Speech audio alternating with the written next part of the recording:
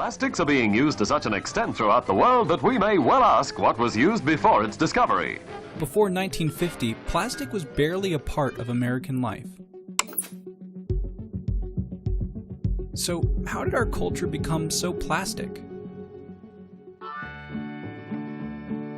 Modern plastic didn't really get its start until World War II, when the military realized how versatile it could be. If you're old enough to remember the old-fashioned glass windscreens, this is what happened when you banged your nut. Yeah, huge improvement there. But after the war ended, plastic companies needed to find new ways to sell their products. Both sheets and powder are now being dramatically applied to peacetime living in hundreds of beautiful and useful ways. And so, plastic went from protecting cargo to protecting our leftovers. Food stored in Baggy's plastic bags always have the sound of freshness. And nylon went from the skies to our thighs. They stretch better to fit better. And of course, who could forget? My mama done told me, she told me, hun, we're having a party, a Tupperware party. People went absolutely crazy for plastic. In a new plastic decorator container. Put them in a polyethylene plastic bag. And to brighten up the plastic tree, plastic decorations. Nowadays, everything can be made in plastic. This was where our addiction began. For decades, Americans had a make it do or do without mentality. But our new throwaway culture fell in love with single-use plastics and didn't worry about the consequences. Being disposable, there are no empties to collect. Vinyl and asbestos on the floor. In fresh sun, sea, and sky colors. Oh, the irony. During the 60s, global plastic production increased 400%, and by 1979, we were producing more plastic than steel. But people were starting to worry about plastic side effects. Exposing animals to BPA resulted in serious ailments that signaled problems in humans. We are suspicious of acrylonitrile because it's chemically related to vinyl chloride. Utter nonsense.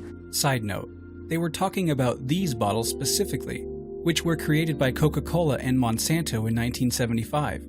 And surprise, acrylonitrile is toxic, and it was used in food and beverage containers for 3 decades. It was finally banned in 1977, and the bottles were taken off the shelves. And as the research was stacking up, so was the garbage.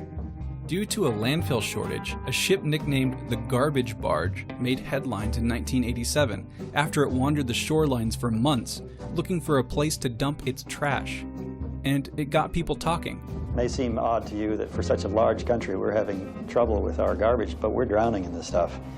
So we added a 4th R to reduce, reuse, recycle. Refuse.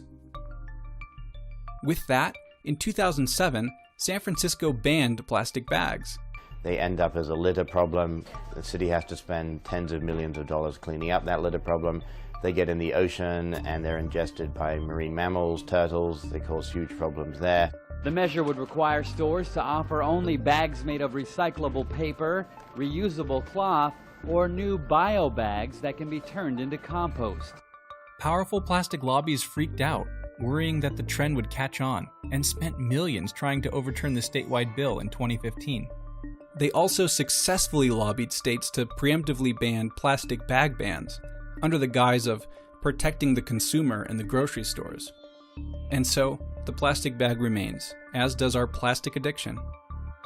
In 2014, 100 billion plastic bags were used in the US. That's almost 1 per person per day. We're still consuming plastics at a breakneck pace, even though we can literally see the toll it takes on our environment and wildlife. So far, some 700 species of marine animals have been reported to have eaten or been entangled in plastic. And scientists estimate that by 2050, virtually every seabird species on the planet will be eating it. Currently, only about 1/5 of all plastics get recycled, but it's going to take more than recycling to fix our plastic problem. We'll need to stop using so much of it in the first place.